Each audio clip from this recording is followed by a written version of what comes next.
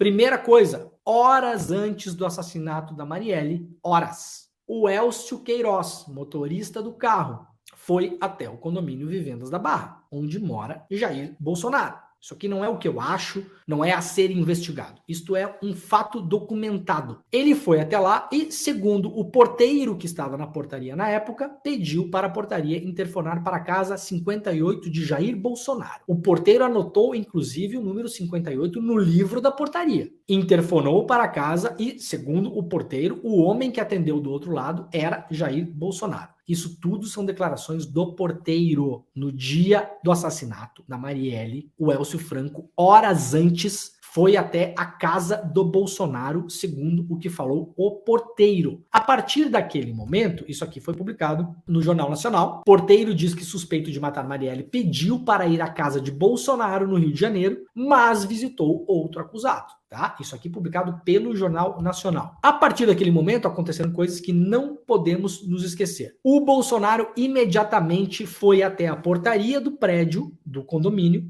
ou mandou alguém ir até lá e subtraiu todas as gravações da portaria. Todas. Quem falou isso? O próprio Bolsonaro. Frase do Bolsonaro na época: nós pegamos antes que fosse adulterada. Essa era a desculpa do Bolsonaro. Ou tentassem adulterar. Frase do Bolsonaro: pegamos toda a memória da secretária eletrônica da portaria que é guardada há mais de um ano. A voz não é minha, disse Bolsonaro sobre Bolsonaro. Então, a partir do momento em que se sabia que o motorista do carro usado para assassinar Marielle Franco tinha ido à casa do Bolsonaro, interfonado para a casa do Bolsonaro, segundo declarações do porteiro na época, o Bolsonaro vai até a portaria do condomínio e subtrai todas as gravações da portaria. Em qualquer outra situação, estaria preso. O nome disso é obstrução de investigação. Absolutamente nada aconteceu com o Jair Bolsonaro. Isso é um fato, tá bom? Isso é uma frase do Bolsonaro. Não sou eu que estou falando. Ele falou. Bolsonaro, ele próprio falou que foi até lá e subtraiu as gravações da portaria.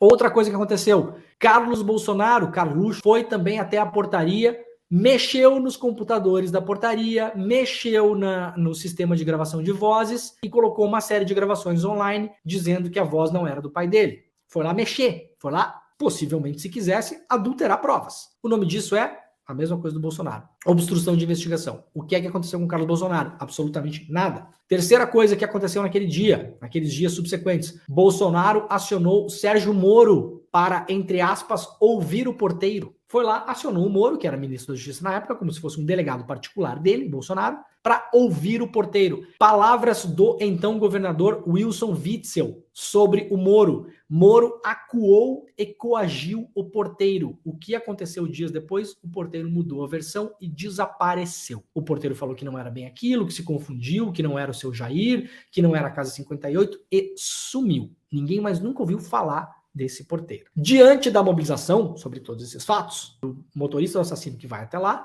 o que é que fez o Ministério Público do Rio de Janeiro? Que agora está investigando o caso, teve coisas importantes durante o caso que foram feitas pelo Ministério Público do Rio de Janeiro, mas teve coisas esquisitíssimas também. O que é que fez o Ministério Público do Rio de Janeiro na época? Fez uma perícia na portaria, que não levou mais do que 2 ou 3 horas, e apresentou essa perícia dizendo que não havia nada de estranho. Segundo um documento apresentado à Justiça na época, o Ministério Público do Rio de Janeiro não avaliou a possibilidade de que algum arquivo possa ter sido apagado ou renomeado por Carlos Bolsonaro ou por Jair Bolsonaro e seu entorno. Que, lembrando, sequestraram 1 ano de gravação da portaria do condomínio. E o MP não fez uma perícia capaz de identificar se houve adulteração nos arquivos.